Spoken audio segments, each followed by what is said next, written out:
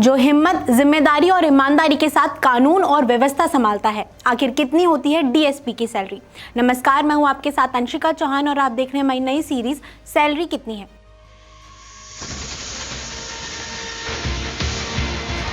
आज इस सीरीज के 26वें एपिसोड में हम बात करेंगे डीएसपी की सैलरी और सुविधाओं की। भारत में एक deputy superintendent of police DSP का वेतन उनके कैडर और पोस्टिंग के स्थान पर निर्भर करता है। इनका वेतन 7वें वेतन आयोग के आधार पर निर्धारित किया जाता है।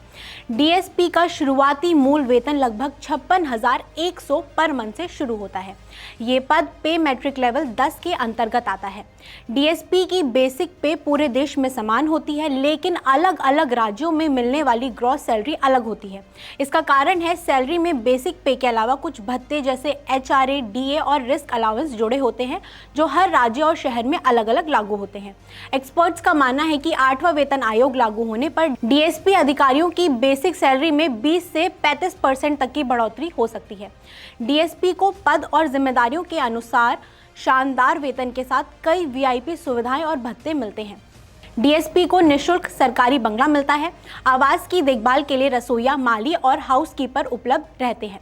बिजली और पानी के बिल पर सब्सिडी या विभागीय भुगतान, ड्यूटी के लिए सरकारी एसयूवी और ड्राइवर, मोबाइल सिम और घर पर ब्रॉडबैंड लैंडलाइन सुविधा विभाग द्वारा दी जाती है। डीएसपी और उनके बंगले की सुरक्षा के लिए पीएसओ और 24 घंटे सशस्त्र गार्ड तैनात किए जाते हैं।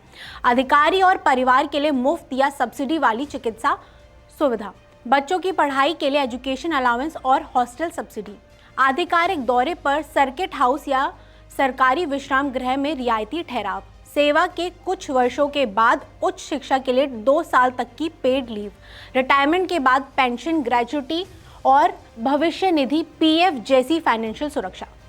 सभी सुविधाएं राज्य सरकार और सेवा नियमों के अनुसार भिन्न हो सकती हैं। कैसी लगी आपको ये खबर, हमें कमेंट करके ज़रूर बताएं और अन्य सरकारी पदों पर बैठे लोगों की सैलरी जानने के लिए देखते रहें सैलरी कितनी है।